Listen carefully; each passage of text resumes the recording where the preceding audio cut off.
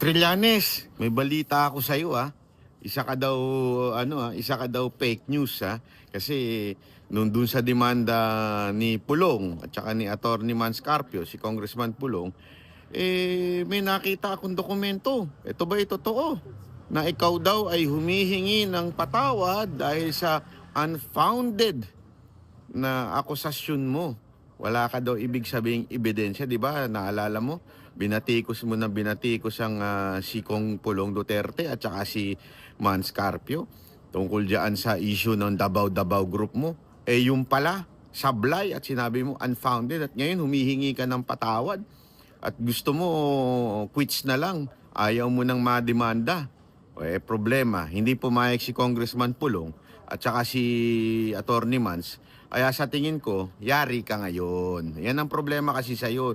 Yung bunganga mo, balakatak talaga. Yung bunganga mo, panchismoso lang.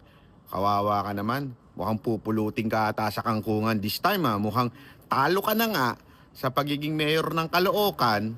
Abay, matatalo ka pa sa korte at baka magbabayad ka pa. At kung minalas-malas, anak ng wewe, punta ka ngayon sa kulungan. Ha?